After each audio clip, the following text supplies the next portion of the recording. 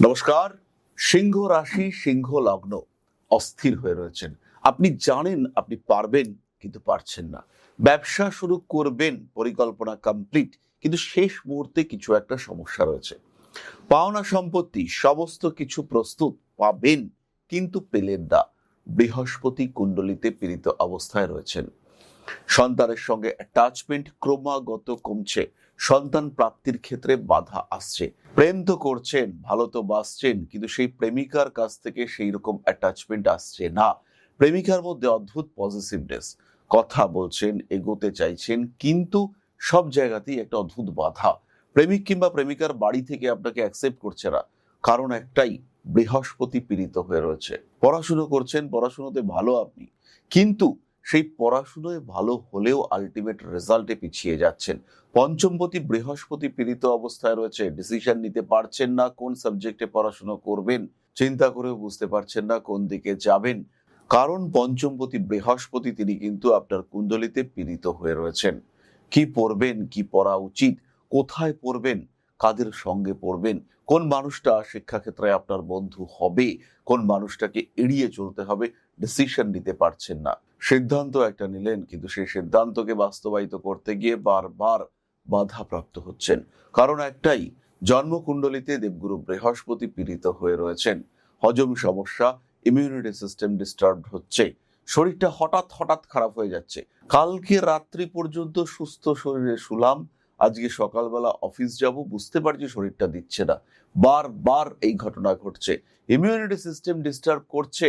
আপনার যে রোগ প্রতিরোধ ক্ষমতা, আভ্যন্তরীণ রোগ প্রতিরোধ শক্তি, সেটা ড্যামেজ হয়ে পড়েছে। কেন নিজেকে সুস্থ করতে পারছেন না? কেন শরীর আপনার সাথ দিচ্ছে না? কারণ একটাই, দেবগুরু বৃহস্পতি পীড়িত হয়ে রয়েছেন। সিংহ রাশি, সিংহ লগ্নের মানুষদের ইমিউনিটি বুস্টার তিনি দুর্বল হয়ে পড়েছেন। কারণ বৃহস্পতি পীড়িত হয়ে রয়েছেন। উচ্চ শিক্ষার ক্ষেত্রে বাধা, রিলেশনশিপের ক্ষেত্রে অস্থিরতা, প্রেমিক প্রেমিকার মধ্যে টান ভীষণ, দুজন একে অপরকে ছাড়া বাঁচতে পারছেন না। সিংহ রাশি বা সিংহ লগ্নের মানুষ, তাদের লাভ, প্রেম ডেডিকেটেড, সেখানে অন্য কোনো কিছুর অস্তিত্ব নেই।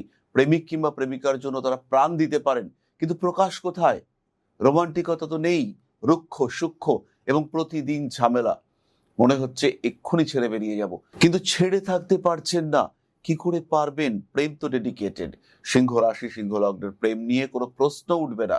সেই প্রেম হচ্ছে সেই প্রেম, তার জন্য সব ত্যাগ করতে পারেন আপনি, কিন্তু নিজের রাগ ত্যাগ করতে পারছেন না, কিছুতেই পারছেন না। তার বিহেভিয়ার অ্যাকসেপ্ট করতে পারছেন না। মানুষটা আপনার, কিন্তু মানুষটার ব্যবহার, তার পোশাক, তার চিন্তা, সেগুলোকে গ্রহণ করতে গিয়ে কোথায় একটা বাধা তৈরি হচ্ছে। আগে তো হতো না, আগে তো সব পছন্দ হতো, সবকিছুই ভালো লাগতো, তাহলে এখন কেন?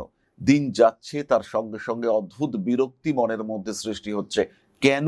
কেন? কেন? প্রত্যেকটি কেনর উত্তর লুকিয়ে রয়েছে বৃহস্পতির পীড়িতাবস্থার মধ্যে। বিজনেস করেও সাকসেস আসছে না, লোন স্যাংশন হয়ে গেছে, কিন্তু টাকা পাচ্ছেন না। কোনো একটা জায়গা থেকে, কোনো একটা ক্ষেত্র থেকে টাকা পয়সা ব্লক করে দিয়েছে। কোনো একটা স্পেসিফিক অফিস, কোনো একটা স্পেসিফিক জায়গা, কোনো একটা চেন, সেখানে কিন্তু ব্লক হয়ে রয়েছে আপনার টাকা। কারণ বৃহস্পতি কিন্তু কুণ্ডলিতে অশুভ অবস্থানে রয়েছেন। হতে পারে দেবগুরু বৃহস্পতির নক্ষত্র পীড়িত, হতে পারে দেবগুরু বৃহস্পতির নক্ষত্র অধিপতি দুস্থানগত, হতে পারে বৃহস্পতির উপরে রাহুর দৃষ্টি রয়েছে, বৃহস্পতি দুর্বল, তার উপরে রাহুর দৃষ্টি রয়েছে। হতেই পারে এটা। বৃহস্পতি সবল, রাহুর দৃষ্টি, তিনি হচ্ছেন বিশাল বড় ব্যাটসম্যান। তাকে আটকানো যাবে না, তাকে ধরে রাখা যাবে না। কারণ বৃহস্পতি, এনার্জাইজড বৃহস্পতি, তিনি যদি রাহুর স্পর্শ পান, তাহলে তার যে লেভেল, সেটা আমাদের সাধারণ মানুষের স্পর্শের বাইরে, ভাবনা চিন্তার বাইরে তার লেভেল। তাকে নিয়ন্ত্রণ করা অসম্ভব। সমস্ত গুণ সম্পন্ন এবং সেই গুণের অনিয়ন্ত্রিত প্রকাশ, একটা জ্বলন্ত অগ্নিস্ফুলিঙ্গের মতন, যাকে প্রতিরোধ করা অসম্ভব। একটা ভয়ঙ্কর বন্দুক থেকে বেরিয়ে আসা বুলেটের মতন অপ্রতিরোধ্য। এরকম একটা সিচুয়েশন সেই মানুষের, তাকে কে আটকাবে? কিন্তু যদি বৃহস্পতি পীড়িত হয়, যদি দুর্বল হয়, যদি নিচস্থ হয়, যদি শত্রু ক্ষেত্রে থাকে, বৃহস্পতির সঙ্গে যদি কোনো একটা জল নির্দেশক গ্রহ থাকে, তার উপরে যদি রাহুর দৃষ্টি পড়ে, বৃহস্পতির ওপরে যদি মঙ্গলের অষ্টম দৃষ্টি পড়ে, তাহলে তো বৃহস্পতি পীড়িত হবেন। সমস্যা তো জীবনে আসবে। প্রতিকার করতে হবে। প্রতিকার, প্রতিবিধান, নিয়ন্ত্রণ, সমন্বয়ন, যাই হোক না কেন, কিছু একটা করতে হবে যার মাধ্যমে আপনার বৃহস্পতি ফলদান করতে শুরু করবে। বৃহস্পতিকে ব্যবহার করতে পারবেন আপনি, তার পূর্ণাঙ্গ, তার বিবৃত রূপ তাকে অনুভব করতে পারবেন আপনি। তিনি বৃহৎ, তিনি পতি, তিনি অধিপতি, তিনি নিয়ন্ত্রণ করবেন আপনার জীবন।